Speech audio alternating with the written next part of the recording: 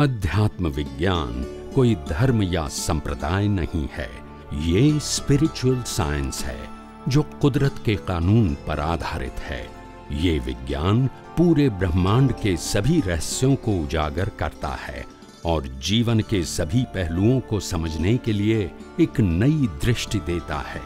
इसी को art of vision कहते हैं, दुनिया को देखने की एक नई दृष्टि, जो अध्यात्म विज्ञानी परम पूज्य स्वामी श्री कमलेशानंद जी के निर्देशन में सनातन सत्य का अनुसंधान कर हमारे जीवन को प्रकाशित करे। जय सच्चिदानंद।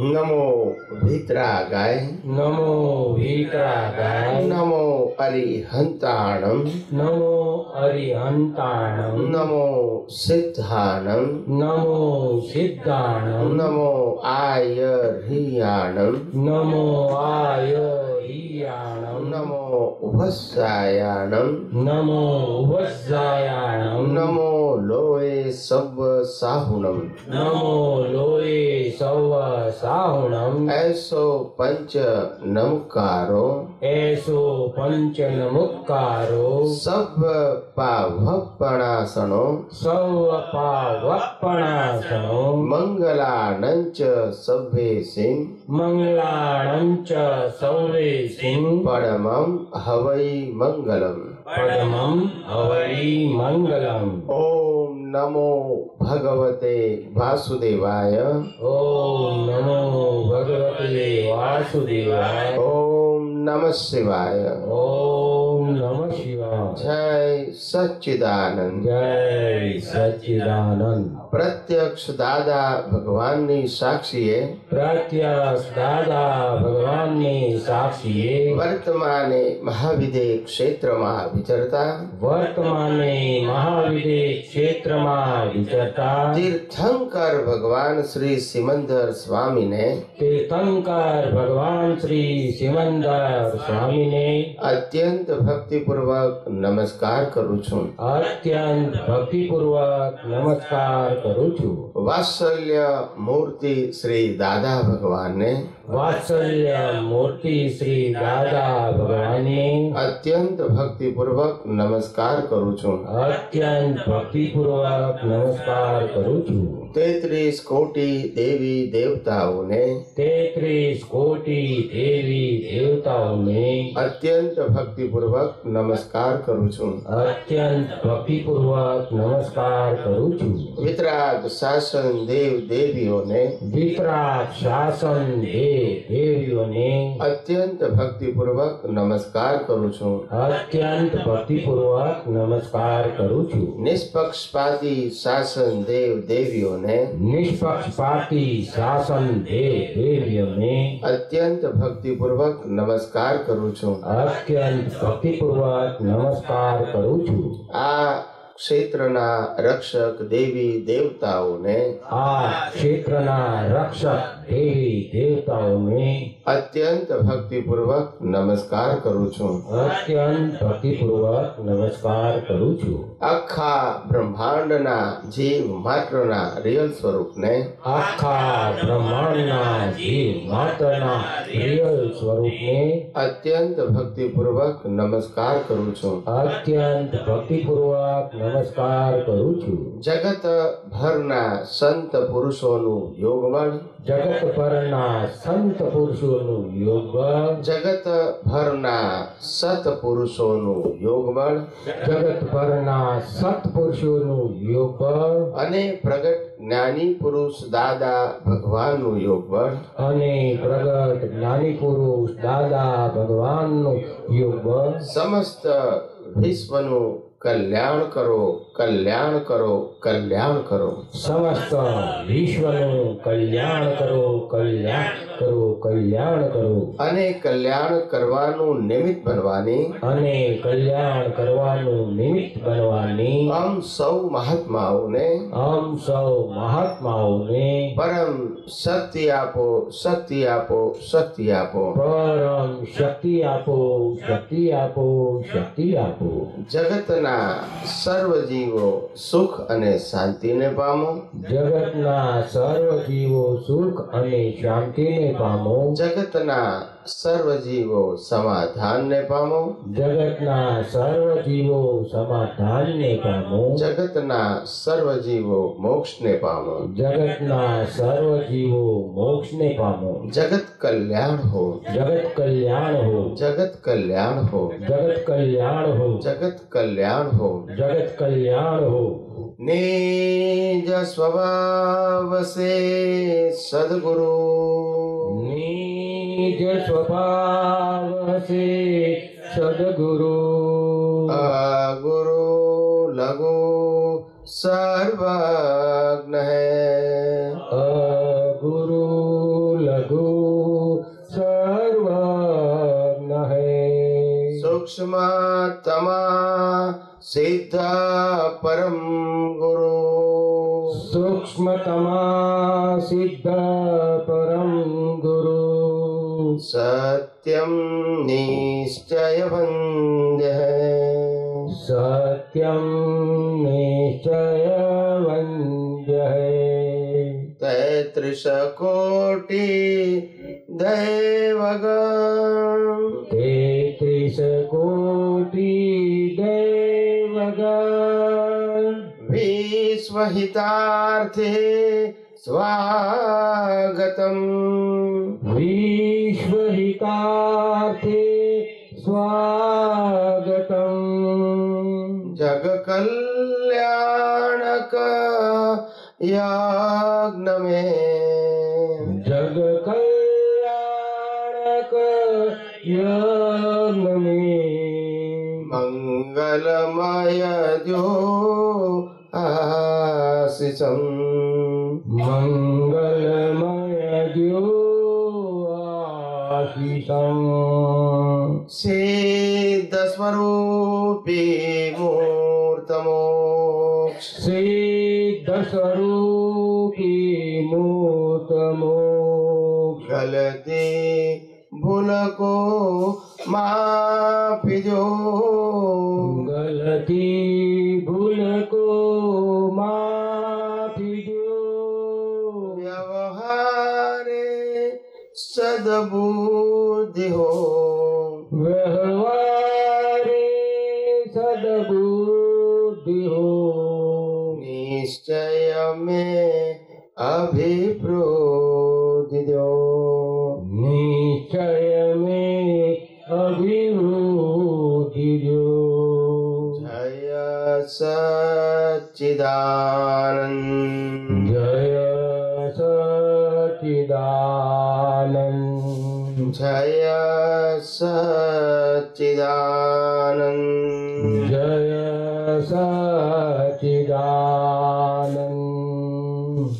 हे श्री पद्मावती माँ. हे श्री पद्मावती माँ. हे श्री चकेश्वरी माँ. हे श्री चकेश्वरी माँ. અમે સૌ આપને અત્યંત ભક્તિપૂર્વક નમસ્કાર કરી અમે સૌ આપને અત્યંત ભક્તિપૂર્વક નમસ્કાર કરી અને પ્રાર્થના કરીએ છીએ કે અને પ્રાર્થના કરીએ છીએ કે અમ સર્વે મહાત્માઓને અમ સર્વે મહાત્માઓને મોક્ષ માર્ગને લાયક મોક્ષ માર્ગને લાયક અને સહાયક સંજોગો અને સહાયક સંજોગો પ્રાપ્ત થાઓ પ્રાપ્ત થાઓ પ્રાપ્ત થાઓ. પ્રાપ્ત થાઓ પ્રાપ્ત થાઓ પ્રાપ્ત થાઓ. હે શ્રી અંબે માં. હે શ્રી અંબે માં. હે શ્રી ભદ્રકાળી માં. હે શ્રી ભદ્રકાળી માં. અમે સૌ આપને અત્યંત ભક્તિપૂર્વક નમસ્કાર કરી અમે સૌ આપને અત્યંત ભક્તિપૂર્વક નમસ્કાર કરી અને પ્રાર્થના કરીએ છીએ કે અને પ્રાર્થના કરીએ છીએ કે પ્રાપ્ત મન વચન કાયાથી પ્રાપ્ત મન વચન કાયાથી આ જગતના કોઈ પણ જીવને આ જગતના કોઈ પણ જીવને કિંચિત માત્ર પણ દુઃખ ન થાય કિંચિત માત્ર પણ દુઃખ ન થાય તેવી શાદવાદ વાણી તેવી શાદવાદ વાણી શાદવાદ વર્તન શાદવાદ વર્તન અને શાદવાદ મનન કરવાની અને શાદવાદ મનન કરવાની પરમ શક્તિ આપો. પરમ શક્તિ આપો. જય સચ્ચિદાનંદ. જય સચ્ચિદાનંદ. જય સચ્ચિદાનંદ, જય સચ્ચિદાનંદ, જય સચ્ચિદાનંદ, જય સચ્ચિદાનંદ, જય સચ્ચિદાનંદ.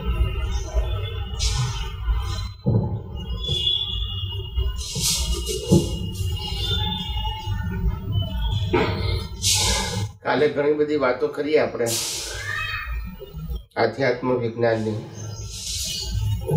અને એના સંદર્ભમાં હવે આજે તો કોઈ વિગતવાર વિશેષ વાત કરવાની નથી, બેઝિક. પણ તમને જે કંઈ પ્રશ્નો ઊભા થાય એ પ્રશ્ન વારાફરતી પૂછો તો હું તમારા પ્રશ્નોનું શું આપું? સમાધાન આપું. વિજ્ઞાનની વાતો મેં બેઝિક કરી નાખી હોય પછી ફેરથી એમનું જ વિજ્ઞાન કહેવાનું ના હોય. આ જગતની અંદર આપણે ફસાયા છે, એની અંદર મેં ગઈકાલે સ્પષ્ટ કીધું હતું કે આ જગતની અંદર આપણે ધર્મને માનવા ના માનવાથી ફસાયા નથી, ધર્મને પાળવા ના પાળવાથી ફસાયા નથી, ભગવાનને માનવા ના માનવાથી ફસાયા નથી, જગતની અંદર ધાર્મિક ક્રિયાઓ કરવા ના કરવાથી ફસાયા નથી. આ જગતનું સનાતન સત્ય નથી જાણતા એટલે ફસાયા છે. બાકી ધાર્મિક ક્રિયાઓને, સામાજિક ક્રિયાઓને પાપ પુણ્ય સાથે લેવા દેવા છે, મુક્તિ સાથે કોઈ લેવા દેવા નથી. એ ગઈકાલે મેં સ્પષ્ટ વાત કરી હતી, બરાબર છે? એટલે ખાસ ધ્યાન રાખવાનું કે આપણો દ્રષ્ટિકોણ અજ્ઞાન નાશ કરવાનો છે, અને અજ્ઞાન નાશ કરવા માટે જ્ઞાનની જરૂર નથી, વિજ્ઞાનની જરૂર છે. શું છે? અત્યાર સુધી લોકોએ જ્ઞાન શબ્દ વાપર્યો, એને એમાં જ બધા પઝલ ઊભા થયા. જ્ઞાન એટલે જ રિલેટિવ સત્ય. શું કીધું? એક રામને માને, એક કૃષ્ણને માને, એક મહાવીરને માને, એક શિવને માને, એક સ્વામિનારાયણને માને. હવે કોણ ખોટું? પણ એને જ્ઞાન કહેવાય, એને સનાતન સત્ય બસ. સનાતન સત્યથી અજ્ઞાન નીકળે, જ્ઞાનથી અજ્ઞાન નીકળે, જ્ઞાનથી તો પુણ્ય બંધાય. અજ્ઞાન તો એનું એ જ રહે. એટલે આપણો આધ્યાત્મ વિજ્ઞાનનો ઉદ્દેશ શું છે કે અજ્ઞાન કાઢો તો જ આ જગતનું વાસ્તવિકતા તમને અનુભવમાં આવશે. અને અજ્ઞાન કાઢવા માટે વિજ્ઞાનનો ઉપયોગ કરવો પડશે. શેનો કરવો પડશે? વિજ્ઞાન સનાતન સત્ય છે, વિજ્ઞાન કુદરતી કાનૂન ઉપર આધારિત છે, અને વિજ્ઞાન જીવ માત્રને એક સરખું લાગુ પડે છે. એને ધર્મ સંપ્રદાય સાથે કોઈ લેવા દેવા નથી. એટલે જ્ઞાન અને અજ્ઞાન શબ્દ સામાજિક અને ધાર્મિક માટે વપરાય, અને સામાજિક અને ધાર્મિક સત્ય એનું નામ જ અજ્ઞાન. અને એ અજ્ઞાનના બે ફાંટા, પાપ અને પુણ્ય, અને જન્મ મરણના ચક્કર. એને સંસારની મુક્તિ સાથે કોઈ લેવા દેવા નથી. એટલે આ ગઈકાલે મેં વાત ક્લિયર કરી નાખી હતી. શું કરી નાખી હતી? એટલે આજે ખાલી મેં રિપીટ કરી ટૂંકમાં. હવે જેને જે પ્રશ્ન પૂછવા હોય એ પૂછી શકે છે.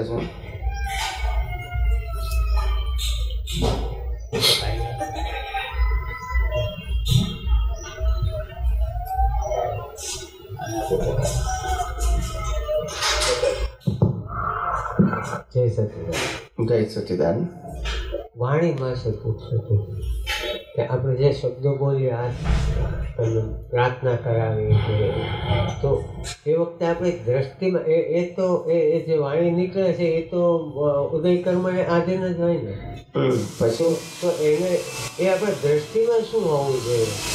એ વખતે દ્રષ્ટિમાં શું હોવું જોઈએ ત્યારે કે ભાઈ એ વાણી આપણને, એ વાણીના જે વાક્યો છે એનો જે મર્મ છે એ મર્મ આપણને મુક્તિ માટે ક્યાં અને કઈ રીતે સહાયક થઈ શકે છે. બસ ત્યાં જ દ્રષ્ટિકોણ હોવો જોઈએ. આ મિકેનિકલ રિચ્યુઅલ ના થવી જોઈએ. કેવી ના થવી જોઈએ? મિકેનિકલ. હા, મોટે ભાગે એવો જ થઈ જાય છે. સમજાય છે? આ તો એક શેઠ હતા, વણિક શેઠ. એને પોપટ પાળ્યો હતો. શું પાળ્યો હતો? પોપટ. અને એના પછી ચાંદીનું પાંજરું હતું. શેઠ હોય એટલે પૈસા તો હોય ને, ચાંદીનું પાંજરું, અને પાંજરામાં પોપટે ખાય પીવે મજા કરે. શેઠને પછી એમ થયું કે મારે યાત્રા કરવા જવાનું છે અઠવાડિયું, પણ આ પોપટને પાંજરામાં રાખે તો મરી જાય. ખ્યાલ આવે? બહાર રાખે એ તો કોઈ મારી નાખે એને. એટલે હવે કરવું શું? એટલે પછી પોપટને યાત્રા શરૂ કરતા પહેલા 1 મહિનાથી જ્ઞાન શીખવાડ્યું. શું શીખવાડ્યું? જ્ઞાન શીખવાડ્યું. શેઠે પોપટને જ્ઞાન શીખવાડ્યું કે બિલ્લી આયે તો ભાગ જાના. શું શીખવાડ્યું? બિલ્લી આયે તો ભાગ જાના. બોલતા નથી. શું શીખવાડ્યું? રોજે 108 વખત બોલાવે, માળા ગણી એવું. 1 મહિના સુધી. કેટલા સુધી? 1 મહિના. શું શીખવાડ્યું? બિલ્લી આયે તો ભાગ. પછી જતા પહેલા 2-3 દિવસ પહેલા પૂછી દીધું કે બોલ પોપટ, બિલ્લી આયે તો કે બિલ્લી આયે તો ભાગ જાના. આવું 3-4 દિવસ પોપટ એની મેતે બોલ્યો એટલે શેઠ સમજી ગયા કે આને જ્ઞાન પ્રાપ્ત થઈ ગયું. ના સમજાયું? સમજાયું કે નહીં? એ શેઠ કે હવે આપણે જવામાં વાંધો ને. શેઠ તો ઉપડી ગયા, ઘર બંધ કરી, અને પોપટ તો પાંજરામાં ફરે છે, બહાર ઉડે છે, ખાવા પીવાનું બધું, પાણી બાણી બધું મૂકેલું છે. 1 દિવસ થયો, 2 દિવસ થયા, 3જો દિવસ થયો ને કોઈ જગ્યાએથી બિલ્લી આવી. શું આવી? બિલ્લી. હવે પોપટને તો શીખવાડેલું, તે પોપટ તો બોલવા માંડ્યો, બિલ્લી આવે તો ભાગ જાના. શું કીધું? બિલ્લી આયે તો ભાગ. ના સમજાયું? એ તો બોલવા માંડ્યો, બિલ્લી આવે તો ભાગ જાના 108 વાર. ના સમજાયું? ક્રિયા ન કરી. હે? ભાગવાની ક્રિયા. પણ શેઠે ક્યાં કીધું ક્રિયા કરવાનું? શેઠે હું કીધું કે બિલ્લી આવે તો ભાગ જાના. બોલ, પેલો બોલ્યો બિલ્લી આવી એટલું એ જ બોલ્યો પાછો. ના સમજાયું? હવે સમજી ગયા? એમાં હું પોપટની જેમ બોલ્યો એનો મતલબ શું?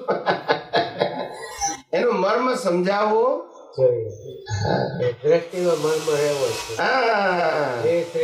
શબ્દ ભલે ગમે તે બોલીએ, એનો મર્મ આપણી દ્રષ્ટિમાં હોવો.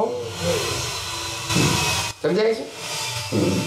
તો એનો આપણે શરીર કહે છે કે પિંડેશ્વર બ્રહ્માંડ, તો એની સાથે શું કનેક્શન છે? આ પિંડ છે એમાં 6 તત્વો છે ને બ્રહ્માંડમાં 6 તત્વો છે. હાથનું કોઈ તત્વ છે નહીં. આ દુનિયા 6 તત્વોની બનેલી છે, 6 તત્વોથી ચાલે છે, અને આ મન વચન કાયા 6 તત્વોના બનેલા છે, અને 6 તત્વોથી બધી અવસ્થાઓ ચાલે છે. તો પિંડે શું? ના સમજાયું? આ જેનો પિંડ બન્યો છે એ 6 તત્વ છે, અને આ દુનિયા બની છે તો પિંડે શું બ્રહ્માંડ થયું કે નહીં? તો થોડું સમજાયું કેમ બોલે? તો શું કયું નામ સમજાયું? હવે કયો ભાગ ના સમજાયો? તમને કયો ભાગ ના સમજાયો એમ કહું છું?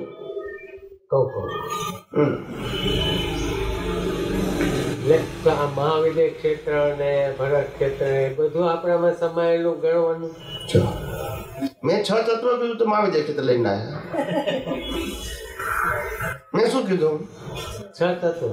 તો મહાવિદ્ય ક્ષેત્ર આવ્યું ના? તમે ઊભું કર્યું? હું બોલ્યો ભરત ક્ષેત્ર? ના, મારા મનમાં આવ્યું એવું કે આ તો પણ 6 તત્વથી દુનિયા બની છે, 6 તત્વથી ચાલે છે.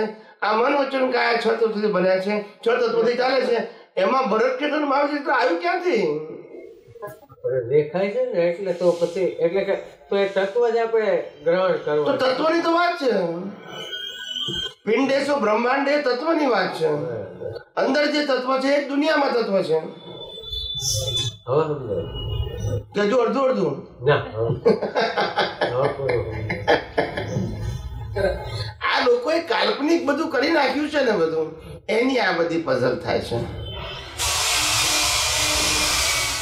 એટલે બધા જે લૌકિક વાતો કરે છે બધી, એ લૌકિક વાતોને કારણે આ બધાને પઝલ થયેલું છે. મહાવિદ્ય ક્ષેત્ર એ તો ક્ષેત્ર છે, જેમાં ભરત ક્ષેત્ર છે, જેમ ભારત દેશ છે, પાકિસ્તાન દેશ છે, અમેરિકા દેશ છે. એ ક્ષેત્ર કહેવાય, એને તત્વ થોડું કહેવાય. તો 6 તત્વ એ પિંડમાં છે અને 6 તત્વ બ્રહ્માંડમાં છે. એટલે પિંડેશો બ્રહ્માંડ મહાવિદ્ય ક્ષેત્ર ક્યાં આવ્યું? કોઈ જગ્યા લખ્યું છે કે પિંડેશો બ્રહ્માંડ એટલે મહાવિદ્ય ક્ષેત્ર આવ્યું છે કોઈ જગ્યા? આ તો આપણે ઊભું કર્યું છે. વેદાંતમાં પિંડેશો બ્રહ્માંડ લખ્યું છે, એમાં 6 તત્વ છે, એમાં લખ્યું છે આ મહાવિદ્ય ક્ષેત્રનું? તો પછી તમે ક્યાંથી ઊભું કર્યું? મારા મનમાં એવું કે આ બધા એટલે આને ભૌતિક ગણાય, આપણે તત્વો જ પકડવાના રહે. તો તત્વની જ વાત છે ને, તત્વની જ વાત હોય ને.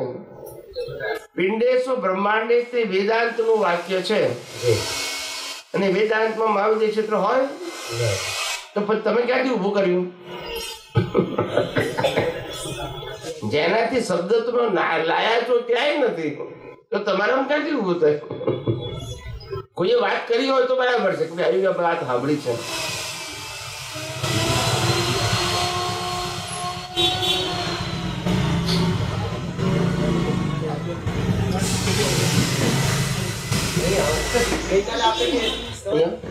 અહીંયા આવો ને માઇકમાં ત્યાં એમને બેસવા દો. ગઈકાલે આપણે જે સત ચિત્ત અને આનંદની વાત કરી ને એ સેકન્ડ ટાઈમ બીજી વાર કરો ને. સત ચિત્ત અને આનંદની આપે જે વાત કરી ને એ બીજી વખત આપ કરો. અને અને સર કર્મ વિકર્મ અને અકર્મની વાત અહીં બેસી જાઓ. અહીંયા બેસી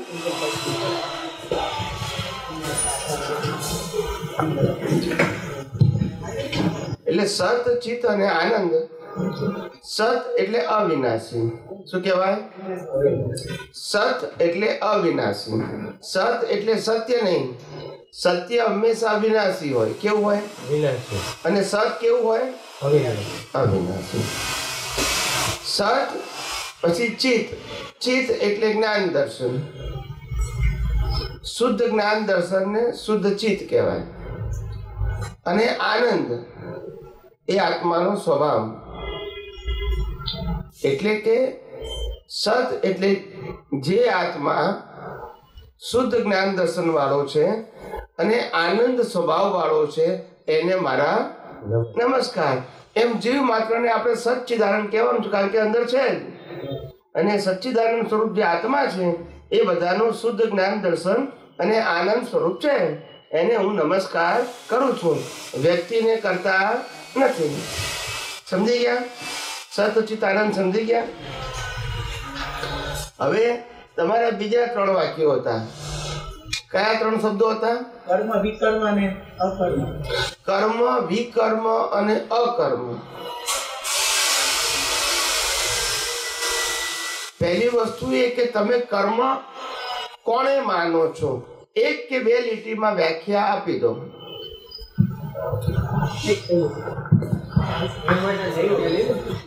ના તમે જે માનતા હોય બોલો, વાંધો નહીં. પછી હું ક્લિયર કરું ને, એમ કહું છું. કર્મની વ્યાખ્યા 1 કે 2 લીટીમાં આપો કે આને કર્મ કહેવાય અથવા આને હું કર્મ માનું છું. પછી કર્મ અકર્મ વિકર્મ 3ની વ્યાખ્યા આપી દઉં. પણ પેલા શરૂઆત તો કર્મથી કરીએ ને આપણે. મન વચન અને કાયાથી જે કંઈ પણ આપણે કરીએ એ કર્મ. આટલી મને સમજણ છે, વધારે નથી. હા, એટલે મન વચન કાયાથી થાય છે એ બધું જન્મથી મોત સુધી 100% કર્મ ફળ છે. એને કર્મ કહેવાતું નથી. કર્મ ફળ કહેવાય છે. શું કહેવાય છે? કર્મ ફળ. કર્મ જોઈ શકાય નહીં અને જે જોઈ શકાય એને કર્મ ના કહેવાય, કર્મ ફળ કહેવાય. એટલે તો મેં કીધું પેલા પાયો તો ખબર પડી જોઈએ ને પછી આગળની વાત કરું. બરાબર છે. સમજાય છે? કર્મ ભાવથી બંધાય છે. શેનાથી બંધાય છે? ભાવથી બંધાય છે. અને મન વચન કાયાથી બાંધેલું કર્મ ભોગવાય છે, એટલે એને કર્મ ફળ કહેવાય. ખ્યાલ આવ્યો? કર્મ અંદર બંધાય અને ભોગવીએ છે બહાર. એટલે મન વચન કાયાથી થાય છે એને કર્મ ના કહેવાય, કર્મ ફળ કહેવાય. પણ એને ક્રિયા કહેવાય. શું કહેવાય? ક્રિયા કહેવાય. મન વચન કાય થાય છે એને ક્રિયા કહેવાય, પણ કર્મ ન કહેવાય. સમજાય છે? એટલે સિદ્ધાંતમાં એને કર્મ ફળ કહેવાય અને ભાવ કરીએ એને કર્મ કહેવાય. જેવો ભાવ તેવો ભાવ, જેવી મતિ એવી ગતિ, જેવી ક્રિયા એવી ગતિ. કોઈ શાસ્ત્રમાં લખેલું નથી. સમજાય છે? એટલે આટલું ખાલી સમજવાનું. એટલે પહેલી વસ્તુ એ ત્યાં છે, ખુરશી છે.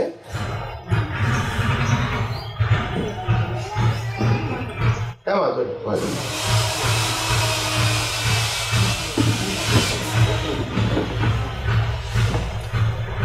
અહીંયા બેસી જાઓ ને કે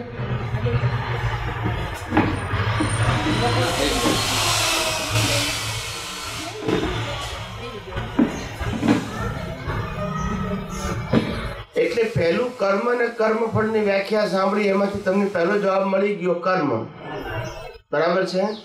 એ કન્ફ્યુઝન છે? ઓકે. હવે વિકર્મ અને અકર્મ બે શબ્દના અર્થ બાકી રહ્યા. બરાબર છે? વિકર્મ એટલે વિશેષ કર્મ. શું કહેવાય? એટલે અસામાન્ય કર્મ. વિકર્મ કહેવાય, વિશેષ કર્મ. વિશેષ કર્મ એટલે શું કે કોઈ માણસ ઉચ્ચ પ્રકારનો દેવ બને, કોઈ માણસ તીર્થંકર બને, કોઈ વાસુદેવ બને, કોઈ ચક્રવર્તી બને, તો એ વિશેષ કર્મ કહેવાય. સામાન્ય કરતા વિશેષ એટલે વિકર્મ કહેવાય. કેટલીક જગ્યાએ શાસ્ત્રોમાં વિકર્મ એને વિરુદ્ધ કર્મ પણ કહ્યું છે. અલગ અલગ વ્યાખ્યા હોય. હું વિશેષ કર્મ કહું છું. ઓકે. અને અકર્મ એટલે કે ક્રિયા કરવા છતાંય કર્મ ના બંધાય એનું નામ અકર્મ. શું કીધું? મન વચન કાયા ક્રિયા કરતા હોવા છતાં ક્રિયા કરનારાથી હું છૂટો રહું એનું નામ અકર્મ. સમજાય છે? હા.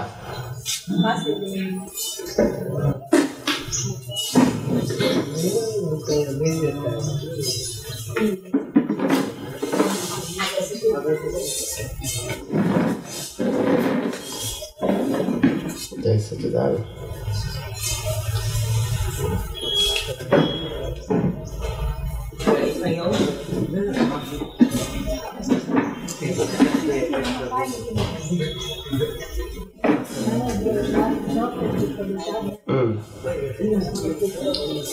અહીંયા જ પાથરી ભોય પાથરું ને આ પણ છે ભોય પાથરું. બસ આખું પડું કરી નાખો આમ. હા બસ બસ બસ બસ બસ બસ.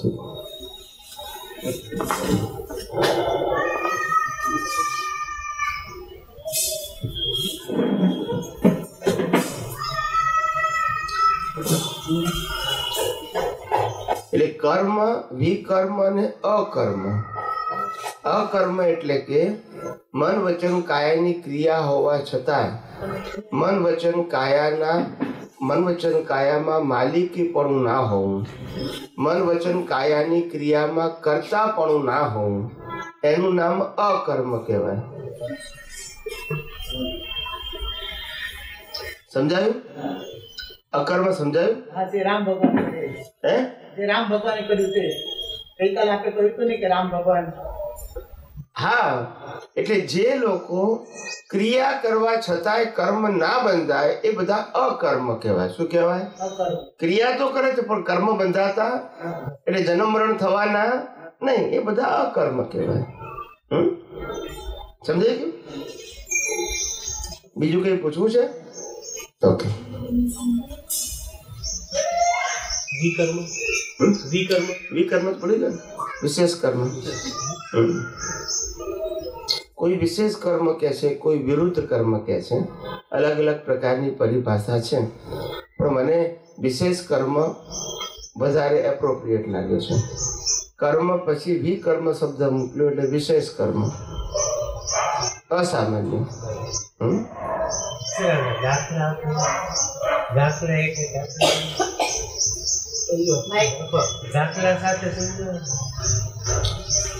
એટલે કે વિશેષ કર્મ એટલે આ લોકો ચક્રવર્તી થાય, તીર્થંકર થાય, વાસુદેવ થાય, પ્રતિવસુદેવ થાય, એ બધા વિકર્મ કહેવાય. અને અકર્મ એટલે જે લોકો મોક્ષે જાય એ બધાને અકર્મ કહેવાય. ક્રિયા કરે છતાં કર્મ બંધાય, કારણ કે ક્યાં જવાના? મોક્ષે. જેનો છેલ્લો અવતાર છે એ બધાને અકર્મ કહેવાય. શું કહેવાય? છેલ્લો અવતાર એટલે ક્યાં જવાનો પછી? માટે બધા એ બધી ક્રિયાને શું કહેવાય? અકર્મ. સમજી ગયા?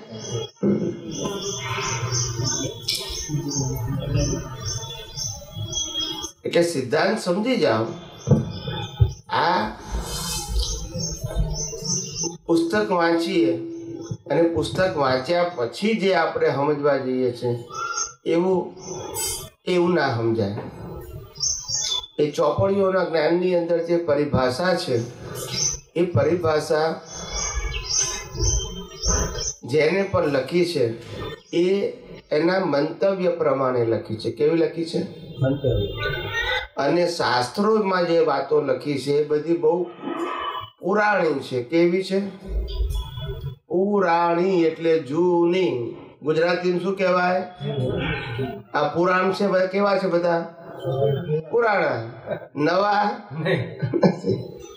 જૂના છે. હવે ક્યાંથી સમજાય આપણને? સમજાય છે? બાપા છે 50 વર્ષના, છોકરો છે 25 વર્ષનો, બે છે જીવતા અને બંને ડાઇનિંગ ટેબલ ઉપર રવિવારના દિવસે બેઠા છે. હવે છોકરો કહે છે કે બાપા મારે ફોન જોઈએ અને લેટેસ્ટ ફોન જોઈએ. કેવો જોઈએ? હા, 50,000 ને લાખ રૂપિયા વાળો ફોન જોઈએ. બાપા કહે છે તને ફોન તો લાવી આપું પણ લેટેસ્ટ લાવવાની શું જરૂર છે? આપણે તો વાતોચીતો કરવા જોઈએ છે ને. પણ છોકરાને તો લેટેસ્ટ જોઈતો હતો, જેમાં બધું જ આવે. તે બાપા છોકરાની વાત ના સમજે, છોકરો બાપની વાત ના સમજે, ના સમજાય. બાપ બેટા વચ્ચે કેટલું અંતર છે? એ 25 વર્ષની અંદર એવો ગેપ પડી ગયો કે એકબીજાને સમજી શકે, સાંભળી શકે પણ સમજી ના શકે, બોલતા નથી. ખ્યાલ?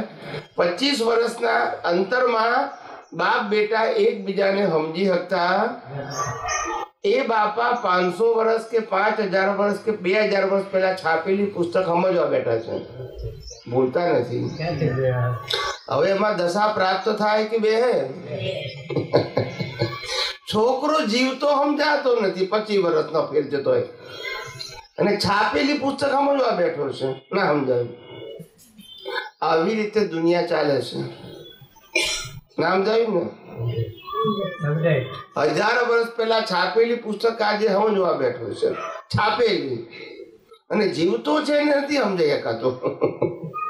માટે જે તે કાળ માટે લખાયેલી વસ્તુ જે તે કાળ માટે હોય. શેના માટે હોય? આજથી 25 વર્ષ પહેલા મોબાઈલ હતા? નતા. એ વખતે કોઈને કહીએ આપણે કે મોબાઈલ વગર ના ચાલે, કોઈ આપણને શું કહેતા? ગાંડો છે. કે ના કે? અને આજે મોબાઈલ ના હોય તો ગાંડો કહેવાય, બોલતા નથી.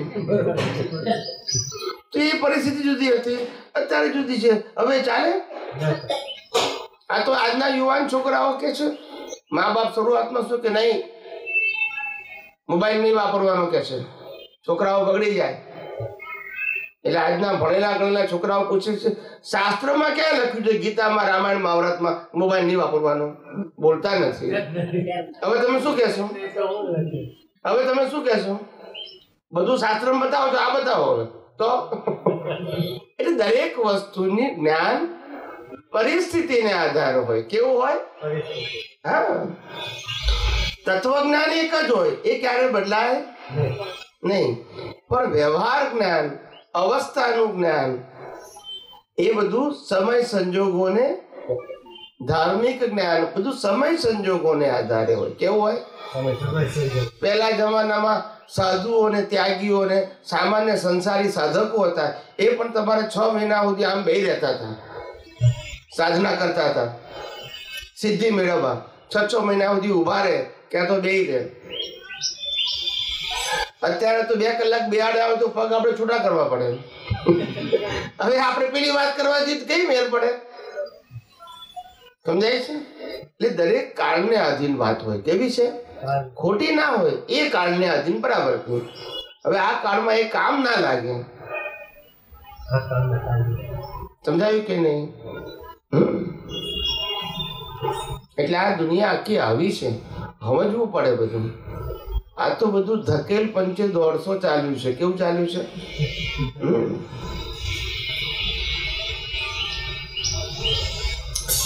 બોલો. જય સચિદાનંદ. સ્વામી, જેમ 24 તીર્થંકર ભગવાનો જે થયા એનો ગયા ભાવ લઈને આવ્યા હોય એટલે એવી રીતના તીર્થંકર ભગવાન થયા હોય. લઈને આવ્યા હોય તો જ હોય. અને પછી મહાવીર સ્વામી પછી ના તો કોઈ તીર્થંકર બન્યા નથી. કે છે કે હવે 24 જ હોય ને. એનથી પછી આવે કે આવતી 24 માં એ આવતી 24 આવે ત્યારે થાય ને. એટલે મહાવીર સ્વામી પછી નું બધું સ્ટોપ થઈ ગયું. 24 થઈ ગયા ને. 24 નો મતલબ શું? 24 થાય, 25 માં ના થાય. પછી પાછું સમય આવશે હજારો વર્ષ પછી, ત્યારે પાછા એક નવી 24 થશે. 1 થી 24 પછી એને 1 થી કહેવાય, 25 માં ના કહેવાય.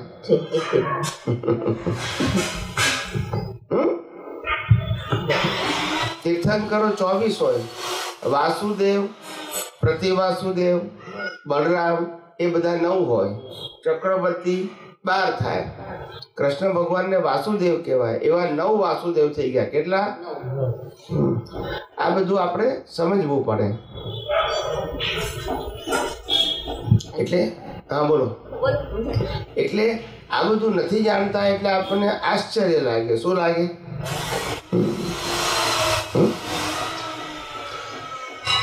છેલ્લામાં છેલ્લા નેમિનાથ વખતે કૃષ્ણ ભગવાન થઈ ગયા. એ 9માં વાસુદેવ હતા. કેટલામાં? એ પહેલા તો 8 થઈ ગયા. બધાની એક જ પદવી વાસુદેવ. શું કહેવાય? હા. શારીરિક નામ ભલે અલગ અલગ હોય પણ પોસ્ટ કઈ કહેવાય? વાસુદેવ.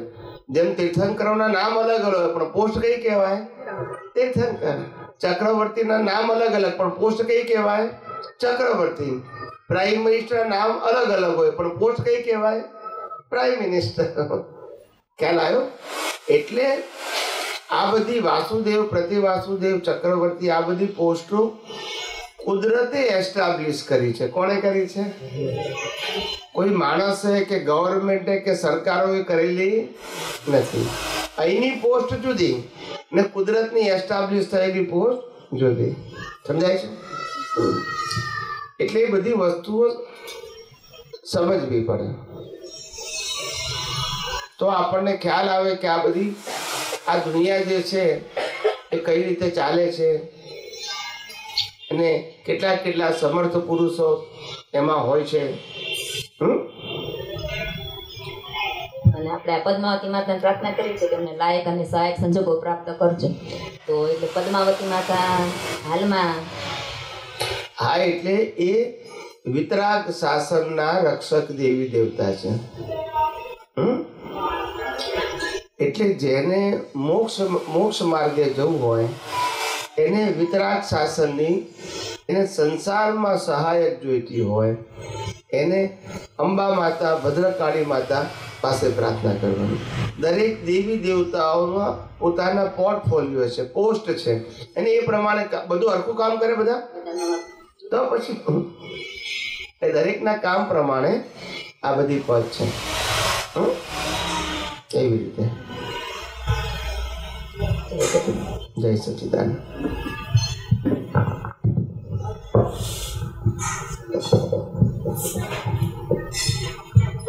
જય સચિદાનંદ. જય સચિદાનંદ.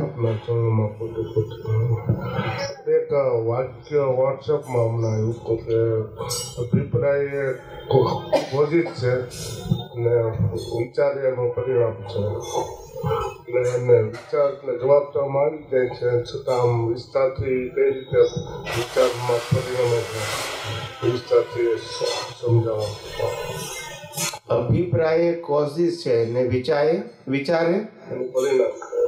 વિચારે એનું પરિણામ છે. એટલે આમ તો જવાબ એમાં આવી જ ગયો પણ વિચાર જે કઈ રીતે પ્રોસેસ એની પ્રોસેસમાં રૂપકમાં કઈ રીતે આવે વિચાર એનું વિસ્તારથી દાખલો. અત્યારે આપણને વિચાર આવે છે મગજમાં એ આપણે કરીએ છીએ કે આવે છે? એટલે પરિણામ કહેવાય. ગયા અવતારની કોઝ આ અવતારની ઇફેક્ટ. એની પ્રોસેસ વૈજ્ઞાનિક પ્રોસેસ કઈ રીતે? કુદરતી જ ને. તમે રેકોર્ડ કર્યો છે ભાવ વિચારો ગયા અવતારમાં, એ આ અવતારમાં ઉકલે છે, વીટેલા છે ઉકલે છે. એની વૈજ્ઞાનિક પ્રોસેસ આમ દાખલો આપીને સમજાવો. વૈજ્ઞાનિક પ્રોસેસ કશું નહીં. તમે જે વિચારો જે ગયા અવતારમાં કરેલા છે પુરુષાર્થ રૂપે, અભિપ્રાયને વિચારો, અભિપ્રાયને તમે શું કીધું? અભિપ્રાય કોઝિત છે ને? હા, એ કોઝિત છે. વિચાર એનું પરિણામ છે. હા, એટલે એ કઈ રીતે પરિણમે છે? હા, એટલે વિચારો જે તમારા લઈને આવ્યા છો એ વિચારો એ ગયા અવતારના કર્મનું ફળ છે. એટલે તમારે ના કરવા હોય તોય આવે. શું કીધું? એટલે ડિસ્ચાર્જ નો મતલબ જ પરિણામ. એની પ્રોસેસ જાણવી કે કઈ રીતે વિચારમાં પરિણમે છે. વિચારમાં પરિણમતા નથી. વિચાર આવે છે એ જ પરિણામ છે. એ પરિણમતા નથી. એ ફરજિયાત આવે છે. કેવા આવે છે? વિચારો. તમે વિચારોને કર્મમાં ટ્રાન્સફર ના કરો. વિચારો પોતે જ કર્મ ફળ છે. ડિસ્ચાર્જ લઈને આવેલા. હા, એટલે એની પ્રોસેસ મારે વૈજ્ઞાનિક દાખલો આપણે જાણવું. અહીંયા બીજ નાખ્યું હોય તો અહીંયા ફળ આવે. કોઈ પણ ફળ બીજ વગર આવે? ભાષાનું વિજ્ઞાન છે ને, ફોરવર્ડનું, આમાં કઈ એવું સાયન્સ છે? આમાં કશું નથી. અમારો વિચાર હોય તમારો સામાન્ય અભિપ્રાય. શું કીધું? અભિપ્રાય વિચાર કહેવાય. શું કહેવાય? એ ગયા અવતારનો અભિપ્રાય આ અવતારમાં વિચાર. વાણીનું જે મેં સાયન્સ છે ફોરવર્ડનું, એમાં કઈ સાયન્સ નથી ને? અભિપ્રાય ખરો ને તમારો. અભિપ્રાય હોય તો જ વિચાર આવે ને. ગયા અવતારનો તમારો અભિપ્રાય એ આ અવતારમાં એની મેતે વિચાર રૂપે આવે. તમારે ના કરવો હોય તોય.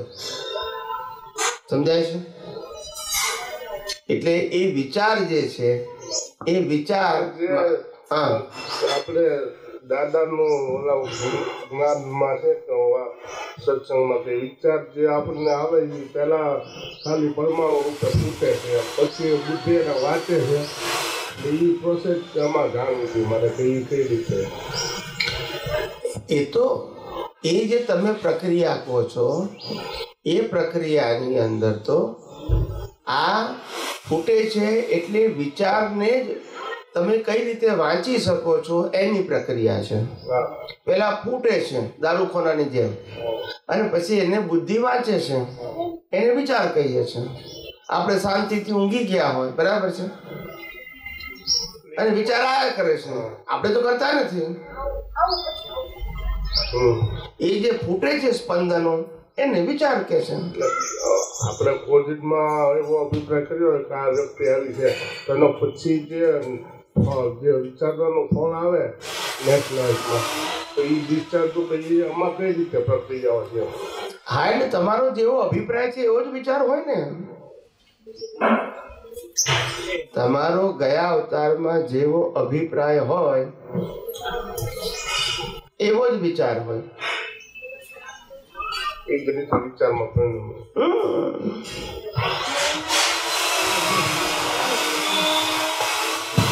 જવાબ એમાં હતો જ વિસ્તારથી મેં થોડુંક સમજી ગયો. એટલે આમાં બહુ કંઈ વધારે શું કહેવાય ઊંડા ઉતરવાની જરૂર નથી. સાદું સીધું સમજવાનું કે અભિપ્રાયના બીજ નાખ્યા છે, એ બીજા અવતારમાં વિચાર રૂપે ના કરવા હોય તો એ ફૂટશે. શું કીધું? હા, એ ફૂટે છે ત્યારે સ્પંદન રૂપે ફૂટે છે અને બુદ્ધિ પોતે વાંચે છે. આપણે તો જુદા જ હોઈએ ને. એટલે આ બધી વાતો જેમ વિજ્ઞાન સમજાતું જાય તેમ ખ્યાલ આવે, નહીતર કશું ખબર ના પડે. વિજ્ઞાન સમજાવવું જોઈએ. શું સમજાવવું જોઈએ? ખ્યાલ આવ્યો કે આ મન વચન કાયા શું છે? કાલે મેં સમજાવ્યું ને વિગતવાર. એના 5 વર્ષ આપના સત્સંગ આવો છે. હા એટલે એ તો બધું સરસ સમજાય. એ તો તમને આ સાંભળ્યા પછી સમજાયું, પણ પહેલા સમજાયું તું. પછી બધું સરસ રીતે એટલે સામાન્ય ભાવે આપણે ધાર્મિક વાતો બધી સાંભળી હતી અને જ્ઞાની પુરુષ દાદા ભગવાનની વાતો પણ આપણે આપતા વાણી દ્વારા અથવા તો સત્સંગ દ્વારા સાંભળી હતી, પણ વિજ્ઞાન સમજાયું નથી. વિજ્ઞાન વગર શું કરવાનું? દુનિયામાં આટલા બધા ધર્મો તો છે જ ને, નથી? એને વિજ્ઞાન કહેવાય? ના કહેવાય.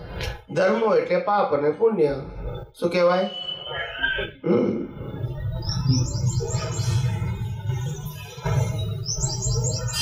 બીજા કોઈને પૂછવું હોય તો? જય સચિદાનંદ. જય સચિદાનંદ. આમાં જે ભગવાન શ્રી કૃષ્ણ છે એ જૈન ધર્મમાં એમને વાસુદેવ તરીકે, એટલે મતલબ 9મા વાસુદેવ તરીકે ઓળખાય. અને જૈન ધર્મ એમ કહે છે કે ભગવાન શ્રી કૃષ્ણ જે એમને નર્ક ગતિ પ્રાપ્ત થઈ છે. તો એ કઈ રીતે? કારણ કે આમ તમે જુઓ તો એ અકર્મીય કહેવાય. આવડી મોટી ભગવદ્ ગીતા લખી, પછી એમ બી કહેવાય છે કે નેમિનાથજી પાસેથી એમણે છેલ્લે જ્ઞાન પણ પામ્યું હતું. તો આમ તમે જુઓ તો અકર્મી કહેવાય ને તમે હમણાં એમ કીધું કે વિકર્મી બી છે વાસુદેવ પ્રતિ વાસુદેવ. એટલે કઈ રીતે એમને એ ગતિ કઈ રીતે પ્રાપ્ત થઈ? વાસુદેવ પોતે વિકર્મી. બરાબર. વાસુદેવનો અવતાર વિકર્મી એટલે વિશેષ કર્મવાળા. કેવા?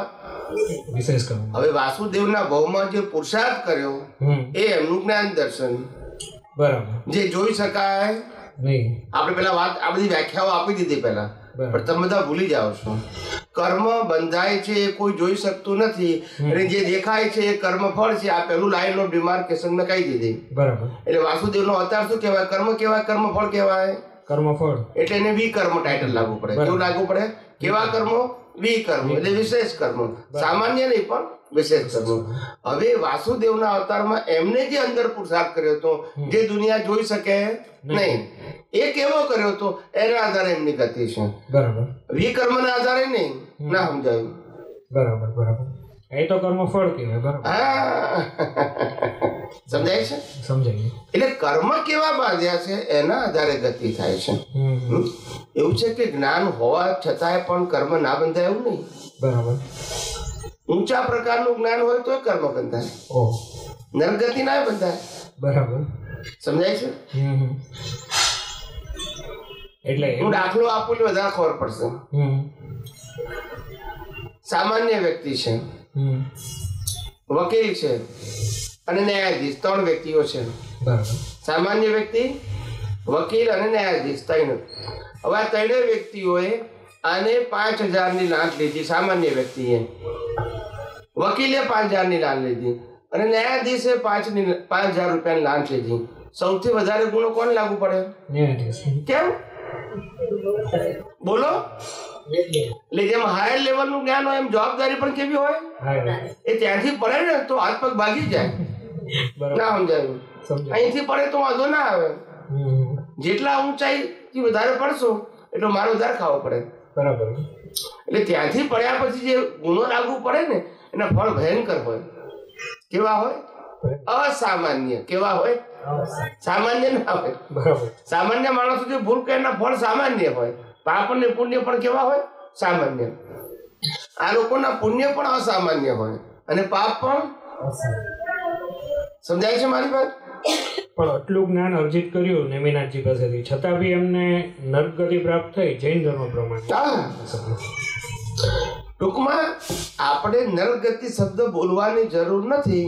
આપણે એટલું જાણવું કે ભાઈ દરેક વ્યક્તિને જેમ કર્મ પ્રમાણે ફળ મળે છે એમને એમના કર્મ પ્રમાણે ફળ મળ્યું જ્યાં હોય ત્યાં. બરાબર. એટલે સિદ્ધાંત થઈ ગયો. શું થઈ ગયો? સિદ્ધાંત. પછી વ્યક્તિ વિશેષનો પ્રશ્ન આવ્યો નહીં. સમજાય છે?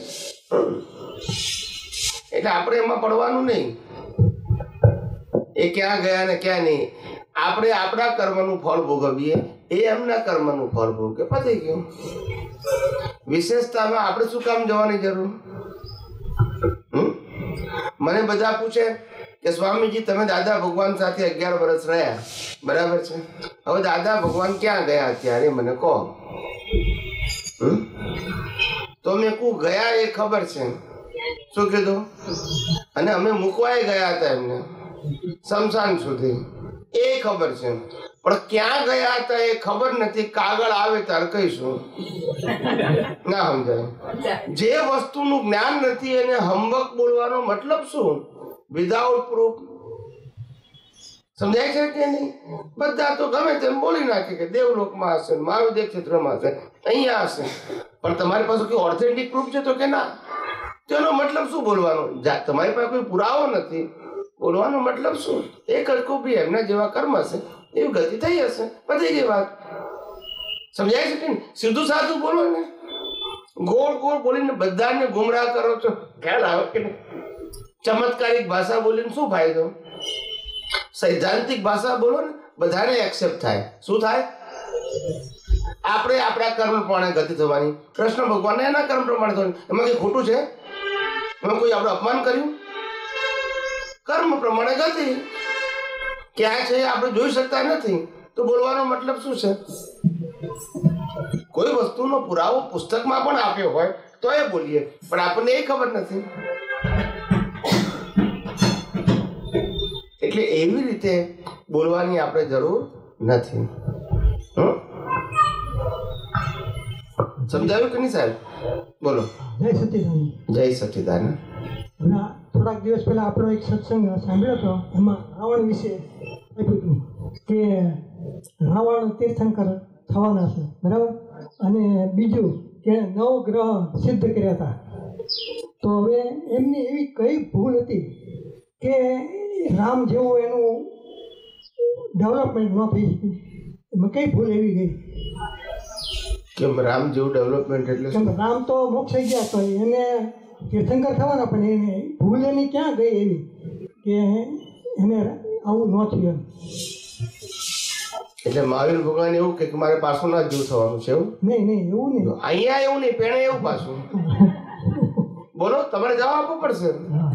બે મોક્ષે ગયા તો મહાવીરે પાછું ના થવાનું ને? નહીં. કેમ ત્યાં કેમ નહીં થવાનું? એટલે ડેવલપમેન્ટમાં એની કઈ એમ કોણ ડેવલપમેન્ટ? એના જેવું કેમ બોલ્યા? એટલે ભૂલ થઈ ગઈ. ભૂલ થઈ ને, એમ કબૂલ કર્યું એટલે સારું થયું. હા, તો કબૂલ તો કરી છે, મારી ભૂલ હોય તમારે ખબર પડે તો જ મને સાચું સમજાય.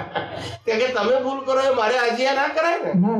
કારણ કે રેકોર્ડિંગ થવાનું, પછી ટીવીમાં આવવાનું, પછી સમજાય છે કે નહીં? તમે ગમે તે ગપોટો ચાલે, મારે જ ના ચાલે. લાખો લોકો સાંભળવાના.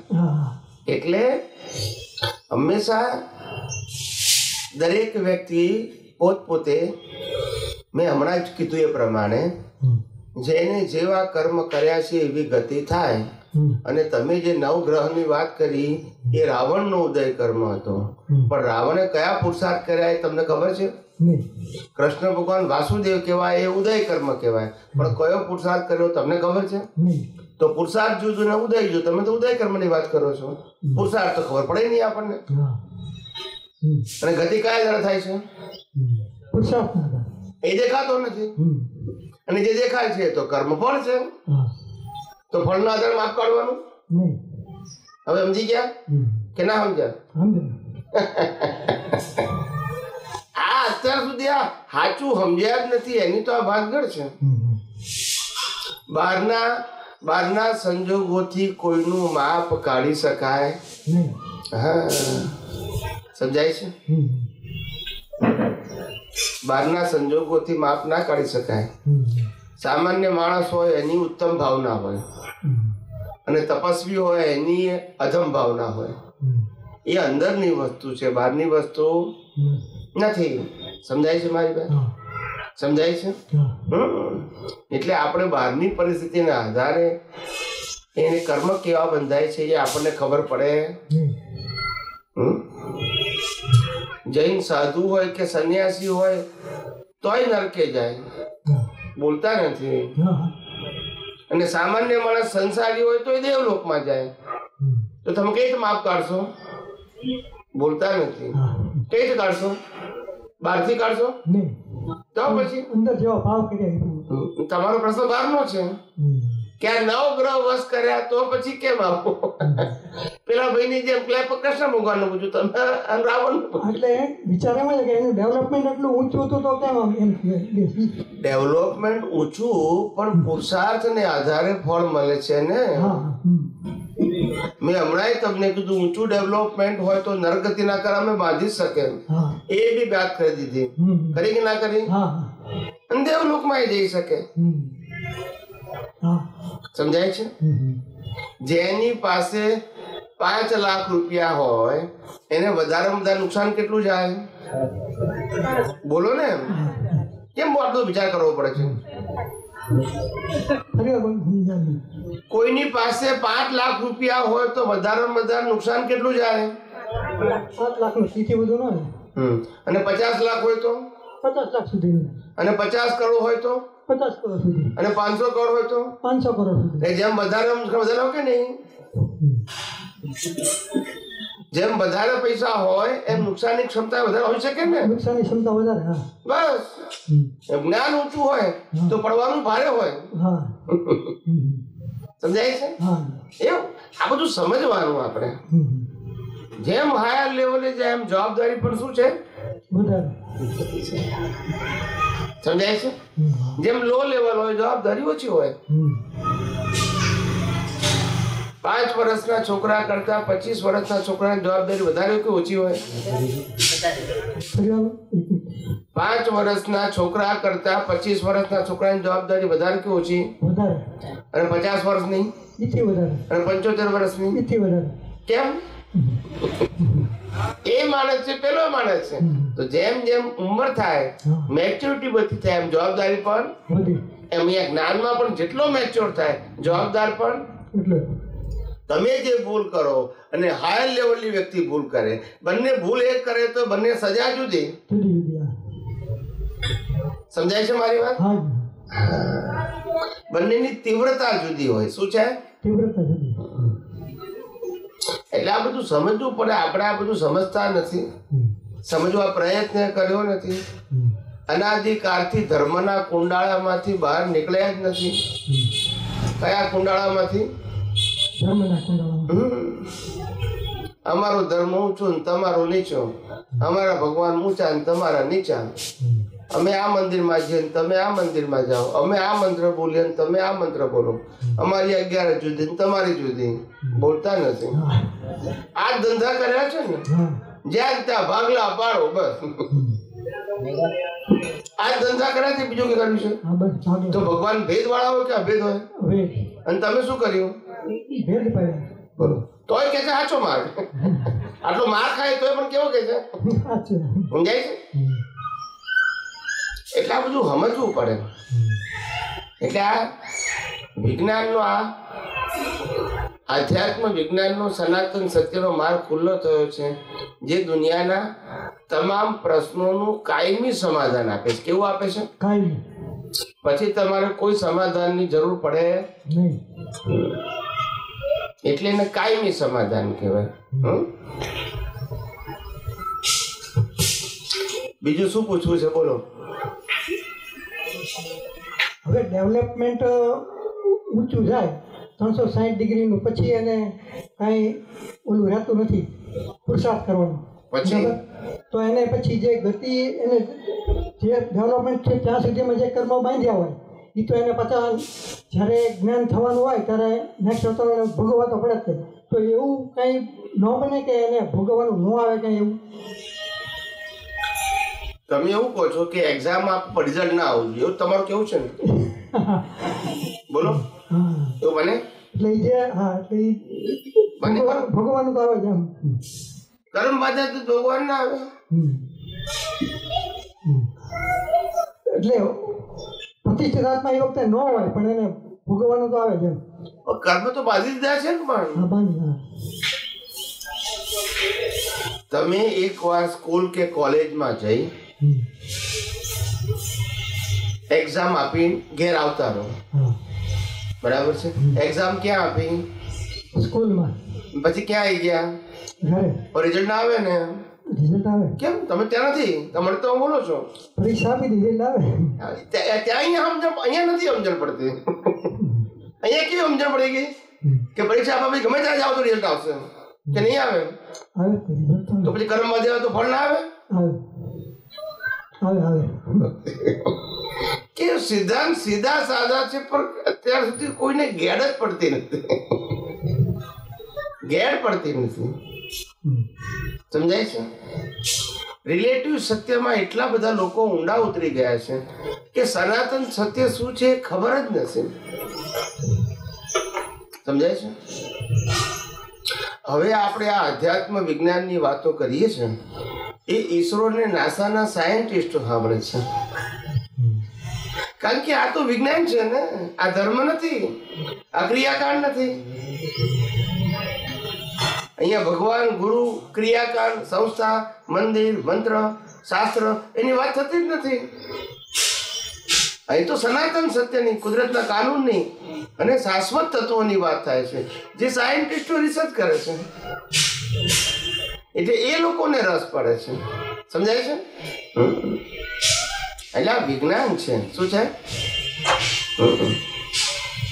અને વિજ્ઞાન હંમેશા સિદ્ધાંત ઉપર કામ કરે અને ધર્મો અને સામાજિક જીવન એ બધું શ્રદ્ધા ઉપર છે.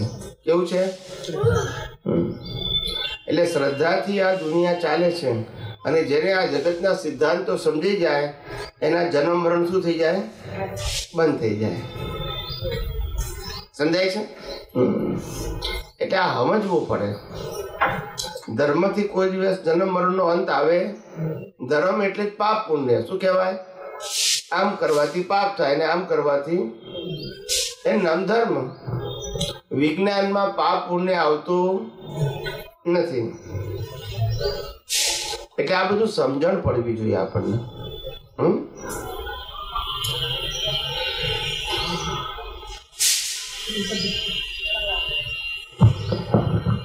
આપણે સ્વામીજી કોઈના વિશે અભિપ્રાય બાંધીએ કે આ તો આમ જ છે ને તેમ જ છે, કોઈના વિશે આપણે મન બગડે આપણું, એના પ્રત્યે અભાવ થાય, તો એ બધું આપણને ગયા ભવનું લઈને આવ્યા હોય કે અત્યારે આ ભવે કરીએ છીએ તો આવતા ભવે આપણને એ ફળ તો મળવાનું, એટલે ફળ મીન્સ કે એના કર્મ આપણે ભોગવવા પડશે. એ કેવી રીતનું છે સમજાવો. એટલે તમે અત્યારે થઈ રહ્યું છે એનાથી છૂટા રહી શકો તો કશું ના થાય.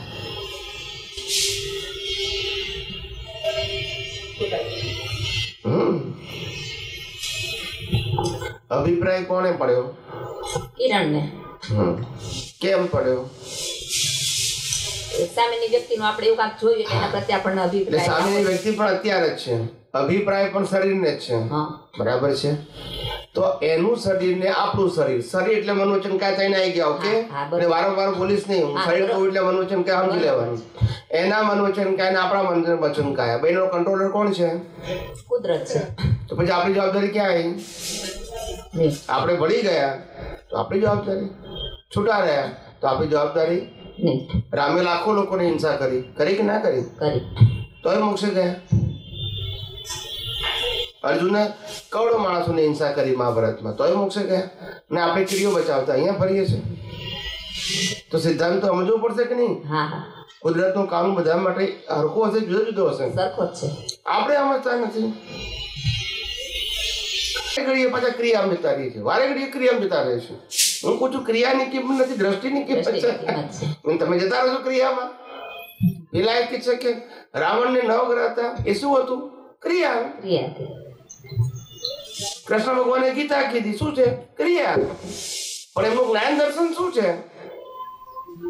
એનું ફળ આપે છે. ક્રિયાનું ફળ આવે? ક્રિયા એક તો ફળ છે, ફળનું ફળ આવે?